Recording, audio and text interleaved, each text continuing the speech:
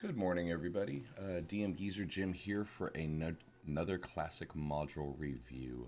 Continuing in my series of taking a look at classic content ranging from BECME, that would be Basic Expert, Companion, Masters, and Immortal sets, first edition, second edition, even some third edition content, and heck, probably some fourth edition as we go. I just basically going through my library of old content from being, obviously, if you're looking at me, if you've been following me, I'm an older player, been playing since the BECME 1E days, and I still enjoy all the older content. So as a dungeon master, I consider any content to be good content. Even if it's not a good module, you can learn something from it. You can probably pull something out of it to use for your own homebrew design or for a campaign, or slight modifications of it. So there are some conversion guides out there. I do use a little bit of quick math for monster stat block conversions, but for the most part, like I said, we take a look at what was the module like when it was published, what was it intended for, how does it translate to 5th edition, and what can you do to use it for modern play. So today we're going to do a classic by Monte Cooke called A Paladin in Hell. Now, A Paladin in Hell, let's go with, we'll go with this view. Paladin in Hell was a standalone module that was produced and released in what, 1998. This is a second edition module. It was actually based on a piece of artwork that was, if you're looking at the cover, if you're an older player, you might recognize that art from, gosh, was it the Monster Manual or the DM's Guide? I can't remember, but it was an iconic piece of art, and kind of, I don't want to say they made a module for that, but that piece of art, as you're seeing on the cover, certainly inspired this module. A Paladin in Hell, the epitome, if you will, the paragon of good fighting evil. And so, what is this module? Basically, this is I want to say, 4-part dungeon crawl, because everything is significantly, it is a combat heavy module. The quick premise is there's a super duper holy ground cathedral that is sucked into the plane of Stygia, one of the 9 hells, the Temple of Nehud, I believe.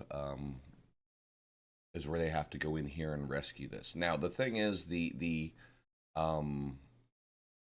Emrakul is your bad guy. Long story without getting too much into the details of things. First and foremost, some of this module was written for 15th to 20th level, 4 to 6 characters.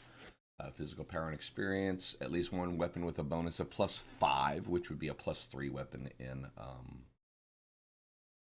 5th edition. Now, I'll get into that here in a little bit. But there's a whole bunch of resistance things that you had to keep an eye for, and reduction in magic power and things like that when you're in the lower hells. I don't think they apply that for 5th edition as much. So you can probably ignore the reduction to pluses on magic weapons. But yeah, back in the day, every level that you were, every plane that you were removed from your material plane reduced your magic of your weapon by 1. So if you're fighting on the material plane, you have a +1 sword. You go from the material plane to, let's just say, the Outlands, then your +1 sword is now a neutral sword. It's magical, but it's not a +1. If you go from the Outlands to the first layer of Hell, and we'll say you had a +3 sword, it's now a +2 sword in the Outlands, it's now a +1 sword on Avernus, etc., etc., etc. There's a lot of compounding negatives the farther one was removed from their home plane, or their items removed from their home plane, the less potent they were. So that's not something that is really a condition to worry about for 5th edition. Something to keep in mind, though. You're dealing with wizards, 24th level wizards as the main NPC that is triggering the change. Basically, a paladin is defending this temple that gets sucked into the hell. Your job is to go to hell and rescue said paladin and said temple. Kind of a little of an Avernus type of a feel there, if you will, other than the fact you're going to Stygia. Not a whole lot of transition or travel that you need to worry about. They actually take the Demon Wing, which is this strange interdimensional demon ship that will sail them where they need to go on Stygia. I mean, if we're scrolling through here, you get your upper deck plan of the Demon Wing, and you get your lower deck plan. So it's like the below deck is this completely extra dimensional space. And yes, the party will have to fight lots of stuff: Hezru demons, Wastroliths, water elementals, skeletons that comprise the crew, Baraguras, a selection of demons, mid-level rocks, lower and mid-tier demons. Oh, there is a Garisto as well. So they're fighting with fiends most of this adventure. The trip on the demon wing will obviously be fighting demons as they cruise along the river Styx and make their way to Stygia. So that's the first part.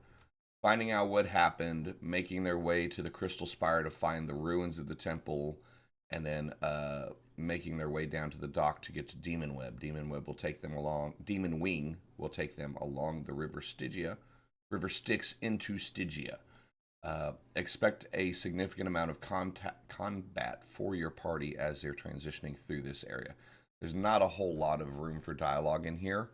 Matter of fact, the majority of the module section here is going to give you combat tactics and considerations as a dungeon master.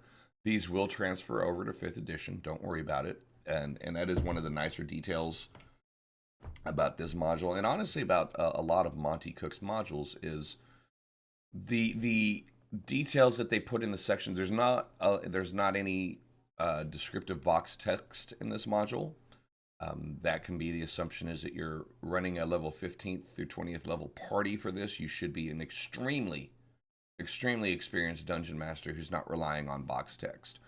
At this point in the game, you should be used to reading an entire module once or twice before you start where you play it through for your group, knowing how to keep in front of things. So the majority of the text here is dedicated to making sure that you have the tactics, the strategies, and the tools to account for a high-level party's behavior. So that's one of the big differences here. If you run a Paladin in Hell, which again, it's 1998, so it's an older module. I mean, it's obviously it's older in relation to where we're at in the timeline, but it was newer in relation to the release of Dungeons and Dragons. So this was written by intent to be heavily a lot of information to the Dungeon Master, but requiring you to paraphrase the majority of it. Now, there's a lot that goes on this boat. It's stacked with high-level fiends and high-level Githyanki knights and Giths and all kinds of stuff. So you need to have your stuff prepared. You need to be ready to go when you're fighting on this. They have one encounter that they're dealing with a 10th and 2 Alu fiends that are both wizards, and then a Githyanki warrior wizard combo and a Githyanki fighter. So it's a 4-on-4, and these guys are basically NPC or player character statted almost. Expect them to be at least as difficult as player characters. So once again, it's very, very, very prep heavy in regards to reading, in regards to having your numbers down. The Temple of Demogorgon, they're actually going into, there's a Temple of Demogorgon that's part of the Demon Wing. And so, you're dealing with a lot of Ixoxils, Ixychotls, the vampiric, I don't want to say psychic, what am I thinking? Psionic. The strange psionic devil ray things that float around the water. A Merilith is here. It's a large combat. The Demon Wing is lots of fighting. I mean, this is going to wear their party out. And then it kind of tells you in certain areas, this is a complicated encounter. Be sure you understand the area before running it. So this is not an easy module. You're not going to have to prep a lot of travel. You're not going to need a whole series of maps, a whole bunch of NPCs, economics, and none of that stuff's going to be there. You're just going to need to be extremely prepared to run these very challenging monsters. Here you have a Straoth will be on level D, invisible, and he's got freaking a Thessal Hydra, a Bee Hero, or Gorgamera, a 2-headed giant troll, a Baylor in one encounter area, okay, in the glass room. Man, that's a lot of ass. Even for, well, 15th, 20th level, that might be a challenge for them. You know, where we as a 5th level dungeon masters just sit there and go, what do we do to challenge a high level party? Well, maybe a Thessal Hydra, a Behir, a Gorgamera, a 2-headed giant troll, and a Baylor will be enough of a threat for a 15th to 20th level party.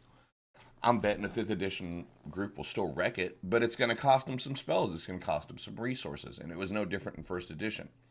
This wasn't supposed to be a instantaneously deadly combat. This is supposed to cost them some resources. Use a scroll, use a couple charges, maybe a potion or two. Go through their spells, not be able to rest. That's the flip side of that is 5th edition players are very, very dependent on short rest, long rest cycles.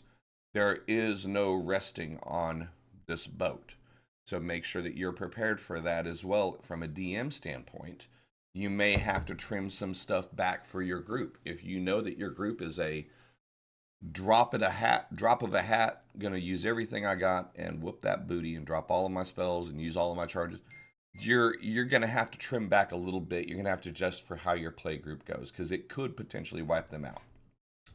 The idea is that they are just facing ridiculous odds, a lot of monsters that at this point they probably haven't even got to play with. Maybe, maybe not. I don't know. Your campaign mileage would vary.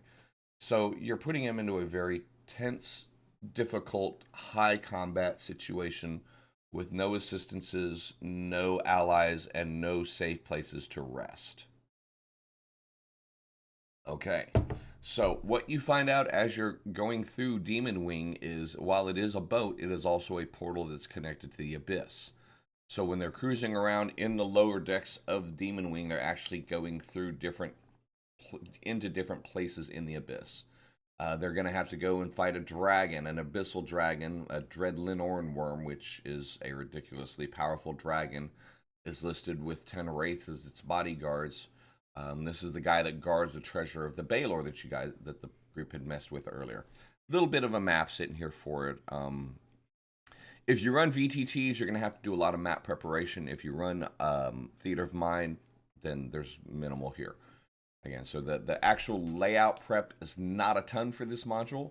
The reading preparation, the combat preparation, the understanding of the module is huge. A DM, you genuinely need to expect to read this a couple times over, because when you get into Hell itself, you suddenly have a little bit of I don't want to say role play opportunity, but they have to be able to negotiate with devils and demons to figure out where the hell the Temple of Nehiad is hidden underneath the surfaces of Stygia. If you're looking right here, there's obviously it's just a quick little map. So they've got to make their way through to Malbaj. Either they can come up from Malbaj or down through the Stygian ice blocks. Not fun. Not fun to well, let me very fun for a talented DM who's willing to challenge their party.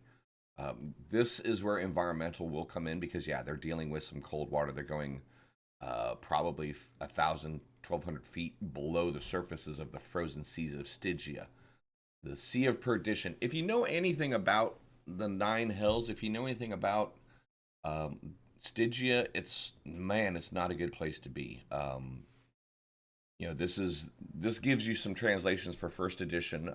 Cold does not inflict damage immediately. Long-term exposure without protection. You lose 1 hit point per hour every hour after the first. Once you get in the water, is 1 hit point around every round. Protection from cold or a ring of warmth will help on this. So, and then the Stygian waters can steal their memories. They get a drop of water from this layer on them. They'll make the saving throw, lose all memories. Then their potential for paralysis as well. So yes, the whole idea of the river Styx is still kicking alive, and they're swimming into the river Styx, so they're not going to be able to swim. They got the little diving bell. If you may have been looking at the art, then yes, there's a diving contraption that they'll have to use to get down into it. Because they must reach the Temple of Nehiad, and it can only access through Citadel Coldsteel, they're going to have to enter the frigid waters of Stygia. So they can use the diving spheres that are on the demon wing or come up their own cube of force, apparatus, aqualish, airy water, things like that. But if they're getting water on them, then they have the river Styx effects to deal with. What kind of monsters? Sharks, Sahagwin leaders, megalodons, giant megalodons, weird sharks, all kinds of crazy underwater shit that's going to try to eat them as they sink down. So Citadel Cold Steel is a construction by Garyon that is basically embedded within an iceberg. So they're going to need to work their way, caves of ice, explore through the iceberg for the cave of ice to find their way down into that, which will lead them to the map that's given. They can swim up through if they can deal with the water. Yeah. So, if the characters retreat from Cold Steel to rest or regain spells or enter the Temple of Neahad, they may find that up to 50% of the losses that they and the other good forces have inflicted on the devils have been replenished by reinforcements teleported or gated in. So this is a mechanism that is given to if your party has that Mordenkainen's Mansion spell or has a portable hold that they're napping in and they've figured out a way to use their resources to take long rests even though they're not supposed to be. Okay, so we fill in 50% of the losses that they've inflicted every time they do that. So if they went in and they killed 12 demons and 6 devils and go take a long rest, they come back, 6 of those demons and 3 of those devils have been replaced with reinforcements. You could do more than that if you want. Hell, you could honestly, depending on the power level and the equipment of your group, I would simply, honestly, replace all of them. They're in the 4th layer of hell. There is an infinite amount of devils and to an extent demons portaling in through the Deathwing that are letting them. I mean, it's infinite demons. It's infinite devils. There shouldn't be a that should dissuade your group from getting into the one encounter day. That's quite a popular thing that I've seen 5th edition, and it was a 1st edition thing as well. We fight a big heavy encounter, and then we take a long rest. And, the 8-minute day. 5 minutes of fight, 3 minutes of fighting, 5 minutes of setting up your camp, and then the other 23 hours and 52 minutes are long rested as they get up and do that again. So these are mechanisms, and that's been a thing since the start of D&D. It's not just a 5th edition thing. It's okay. But this is a mechanism that's put in there to prevent that or to dissuade that. Yeah, you go ahead and go long rest, and you come back, and everything that you killed is alive again. So that might have a little bit of dissuasive effort, providing that you're willing to do that. That's a lot of accounting for you to keep track of as a dungeon master. But it will help keep your group in check, and it will help limit the idea of long resting after every fight. Why long rest if you can't make progress? You long rest because you had a bad roll, bad go, and take another chance at it. Okay. So they're making their way down through this gigantic iceberg in the Cold Steel Fortress that was set up by Garyon. Okay. Full of devils, few demons. Some of these monster counts are nuts, dude. An Ocelot is a bone devil. Hornigons are horn devils. This is older terminology. You're looking at 12 Barbazus, Barb Devils, 4 Black Abishai, 50 Nuparibo. What the heck, man? Now, 50 Nuparibo is not a bunch. That's one good fireball, and they all go kaput. Big pocket of brown mold that will suck out all the heat, but point being. Rock grubs, flame skulls, winter wolves. So everything is like large amounts of stuff. And then you have Amon, the deposed Duke of Hell, that lives down here with his wolf Soulfang that they're going to deal with. 126. What level is this guy? That's about a 25 CR monster, Amon. And, so he's part of it. Garyon's consort, his girlfriend lives down here. Garyon is one of the... In 5th edition, I don't think he is an archdevil anymore. I think he's been deposed. I could be wrong.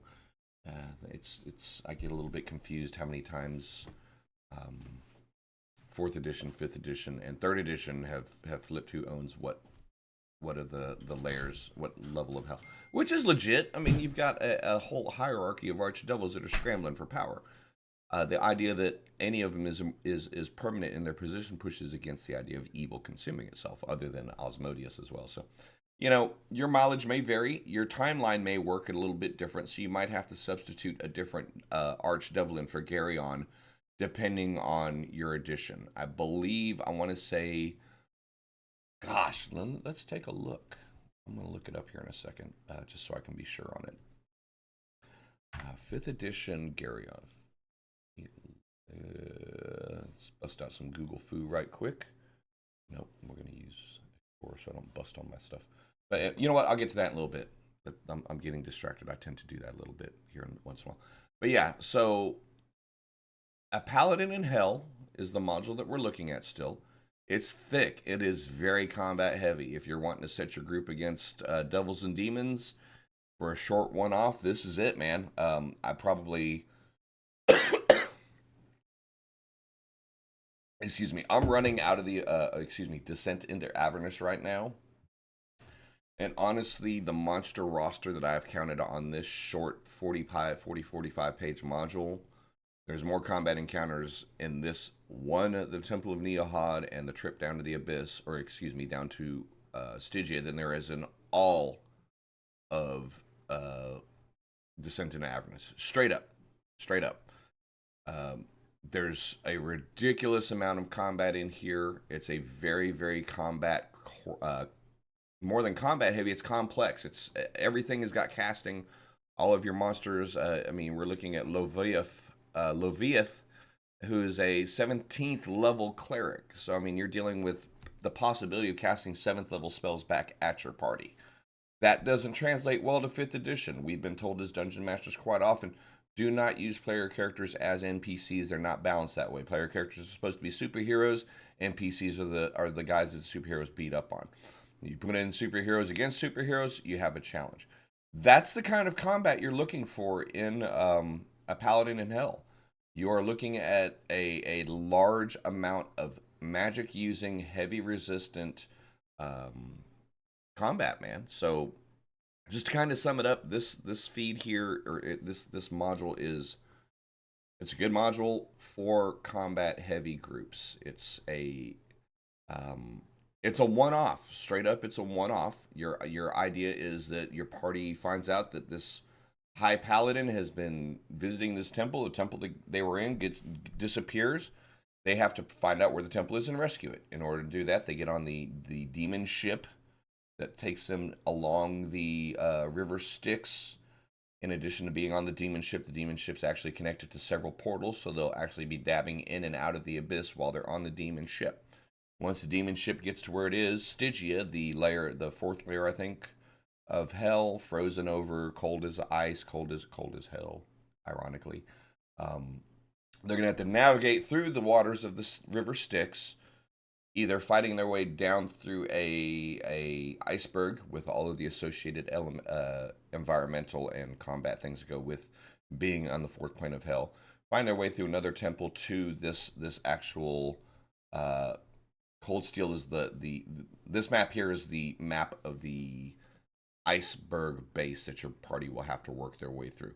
This is in Stygia. It's full of devils. So once they've done Stygia, you have the Temple of Neohod, which is Neheid, which is the primary goal. Your group is trying to fight their way here, 10-foot square. It's a big temple. So if you're a VTT guy, plan on doing a lot of mapping for this at the difficulty that's a circular design. If you use campaign cartographer, it'll do it for you super easy. Depending on your mapping software, it might be difficult. You may want to just print it and drop it in and go straight VTT with it. It's up to you. But this is the main, that's the culmination. That's the finale. You're fighting your way through, we'll scroll through here nice and quick again. The Demon Wing is the demonic boat that the party is taking along the river Styx to make their way to Stygia. It's actually connected to this Demon Wing below Dex map here that is talking about, it's going to show you the portals of the sections that go to. So your group is actually in the abyss at different places while they're on the boat. And when they get done with the boat, they end up going through this miniature dungeon here, which is Cold Steel, the fortress that's stuck in the iceberg floating in the River Styx. So you get some River Styx fun, you get a lot of devils, you get a lot of demons, you get a really cool module that was based on a really cool piece of art. Does it translate well to 5th edition? Yes and no. Yes, in that we need some sort of challenge for our players. Yes, in that there's not a lot of content out there other than stuff that you're going to homebrew to cover 15th and 20. No, in the extent that the way this was designed is very hard to run for 5th edition. A lot of your enemies are on par with player characters. You as a dungeon master could potentially be running 4 15th to 20th level wizard style characters against your party at the same time. So it's not an easy module. It's a fun module. It's a cool adventure, but it is not a jump in, roll it out and play it and enjoy it as what it is. That being said, it's not a whole series of travel. It's not a bunch of travel maps. It's not a bunch of montages. It's not a bunch of area you have to worry about. You've got the Demon Wing, you've got Cold Steel Fortress, and then you've got the Temple. You've got 3 primary locations in this adventure. Everything else is abstracted, so that's a plus. I cannot stress enough, though, if you do not spend some time reading through the book, reading the abilities of the creatures as they were listed in second edition, we're 2nd edition, and make comparisons appropriately to 5th edition, you will easily overwhelm or dramatically underwhelm your group. Most of the stuff doesn't need to be homebrewed. A Herzru, a Skeleton, a Wasterlith, those are all the same thing. Water Pseudo-Elemental, that's a bit different. Bar Iguras are real rock. So the majority of the monsters that you're going to encounter are quick and easy 5th edition translations for you. The empowering of a lot of the monsters, for example, a Githyanki, Fighter 9, Wizard 9, you're going to have to do a little homebrewing there. You're going to have to spend some time preparing your creatures. You're going to have to spend some time preparing yourself to run the encounters, to do them justice. I mean, some of these fights are big. You're looking at a Merilith with 4 Chasmes, and, you know, if they enter the Temple of Demogorgon, and this is just so you understand what I'm kind of trying to talk about here, the potential for difficulty. Room 16 is the Temple of Demogorgon, okay? There's one little area that you come into here, okay? That's, what, 20, 40, 60, 80, 100, 120 feet by 120 feet across, 80 feet deep. Within that 120 foot across, 80 foot deep area, the riders have stashed a Ajani, which is a Merilith, a very powerful one of them 8-legged, 8-armed, super badass demon chicks. She's got 4 Chasmes, 58 Ixtacatls, that's 58, 53 regular, 5 priests, and a guardian priest, and a vampiric high priest. 58, 59, 60, 64, 65 monsters, okay? That's crazy. There's not enough space in this area if you're using 5-foot grid squares for 65 monsters. You're going to have to tone it down. Maybe you have some of them fly out of another portal in waves, and maybe you just cut down on a little bit. But yeah, there's just kind of a quick view on, you know, the amount of combat that you're staring at when you get into this particular module. It's well mapped. It's well presented. The Demon Wing is an interesting encounter area. The Baylor's Tower is one tiny little side quest. I don't want to say quest, a side jaunt that they take while they're in Demon Wing. They'll actually have to go to a Baylor, yes, the demonic version of a pit fiend, and deal with a Nalfeshi retreat. Yeah, all kinds of stuff that live here. A big old dragon, all that shit. Once again. And then they're getting to hell. So, yeah, I mean, I don't want to spend a whole lot of time rehashing it. It is a well-produced module. The art is pretty cool. The maps are useful. They are scaled for old school 10-foot square. The combat is crazy. There are a few monsters that you're going to need to modify, homebrew, or otherwise. There's a lot of preparation you're going to need to take as a dungeon master to be prepared for the casting that's going to happen here. Apparently, you have Gary on the Archdevil that the party's going to fight with down here. I mean, this is an Archdevil, like CR30 type stuff. plus his slugs, his greater Dracolisks, his pets, and all of that. So, I mean, yeah, you've got beholders down here. You've got all kinds of cool stuff. Level 15 to 20 party, especially 5th edition. Let's be honest. They're going to have a pretty easy time with a lot of this stuff. 5th edition power is, I think it becomes an exponential increase after level 10. So this might be a fun challenge if you have that high level party around. Just, I cannot stress enough, you need to read it, reread it, and reread it before you run it.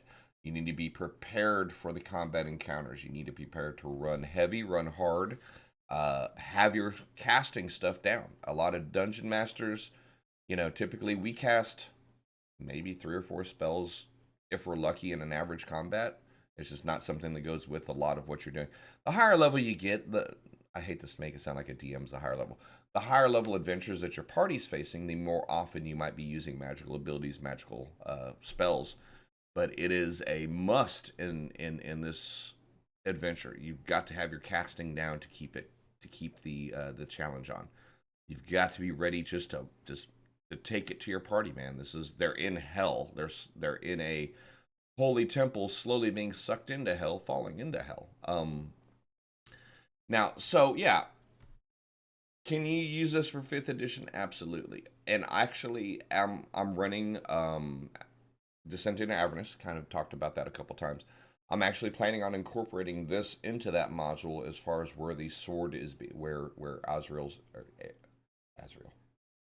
Zariel's missing sword is hidden. Rather than having it stuck in where it is, I'm putting this actual module, the keep itself, into the cyst to hold the sword. So I mean, yeah, it's a nice little addition piece for that. But the module is A Paladin in Hell. Scroll on up. Written by Monte Cooke, published in 1998, 2nd edition Dungeons and Dragons. Very, very challenging, designed for 15th to 20th level adventurers back then.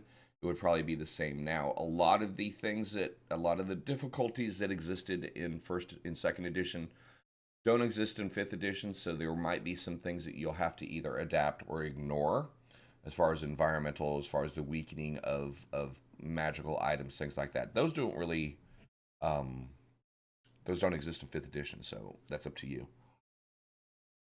50,000 XP's worth of magic items. Yeah, wow. So, yeah, man. Paladin in Hell. Cool module. Often unheard of. I think most D&D people have seen that art somewhere along the line. They've seen that picture. And this was a module that kind of... The picture was made first, for the record. The module was built after that. But it's an interesting one. It's kind of one of those that I think fell through the cracks for a lot of people. Whether it was its publication at the end of 2E cycle or the fact that it was such a high-level module. I would have thought it would have been way more popular than it was at the time. But, maybe due to its difficulty that they had to fight with. But yeah, so that's just a quick brief, like I said, I just want to do a quick brief short review, preview, product scan on A Paladin in Hell. This is a cool module for 5th edition use if you are prepared for it. If you're not proficient in running casters, if you're not prepared to run combined arms combat, then ignore this module. It's going to be too hard for you to administer as a DM. It's not going to be something that'll be enjoyable for the players. If you are not good at running combined arms combat, if you're not willing to kill your players, don't run this module. It's going to take the teeth out of it a lot. But this is not a easy prep module either. It has to be read thoroughly. You have to make some notes, some mental checklists. Certain areas and certain encounters just are very difficult and different to work with. So, but it's supposed to be that overwhelming feeling the entire time. The party gets here, and they're supposed to be freaking fighting for their lives and the lives of this church and this paladin while they're surrounded in hell. It should be sheer desperation the whole time. So in that case, it does a good job of it. Now, once again, it is pretty much setting neutral in regards to it doesn't necessarily fit in Greyhawk. It doesn't necessarily fit into Faerun, Forgotten Realms. It's certainly not part of the Mystara location, Mystara Game World. There's really no mention to any real depth on where this temple is located and any of that, which is fine. That's a good thing. That gives you the opportunity to drop it in, whether it's your own homebrew world, whether you're running Forgotten Realms, whether you're running Greyhawk, whether you're running Planescape. You have the opportunity to drop this module in and have them hit, and have them be able to connect with the adventure from wherever they're at with a minimum of work for you, the DM. So I'm going to go ahead and close out the module review for now. If you've been with me so far, thank you so much. Trying to shorten these up a little bit for my YouTube channel. But yeah, Paladin in Hell, written by Monte Cooke, published in 1998. Very challenging, combat-heavy module. Not a lot of exploration, very little role play, lots of heavy-duty combat. If you are not prepared to run spellcasters as a dungeon master, don't touch this. If you're not prepared to challenge your group, don't touch this. If you enjoy Devils and Demons and combined arm combat, pick this sucker up. If you're okay with challenging your group, doing a lot of mental preparation for your tactics and strategies, yes, I mean, some of the battles get to the level of wargaming as far as being a dungeon master preparing for stuff. And Monte Cooke does a great job of providing you the information to support that as well, to help you set up your tactics and set up strategies. And if this happens, then that happens, and keep this in mind. So I don't want to scare you away and say if you're not a military general, don't run this. Be prepared to learn and be prepared to run very thick combat heavy encounters as part of this module. 3 locations: Temple of Neohod, the Demon Wing, which leads you to a couple other places, including some abyssal stuff, and then you have the frozen level of Stygia. Cold Steel is located in Stygia. Neohod is the temple that you're trying to rescue that's stuck at the bottom of this iceberg, and the Demon Wing is how you get there. That's it. Not a lot of travel prep, not a lot of story prep, just a lot of fighting, a lot of combat.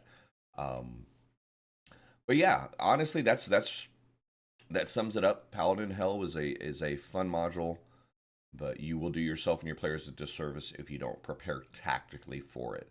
It is not an adventure for everybody. If you have dialogue people, they're not going to enjoy this because there's no role playing.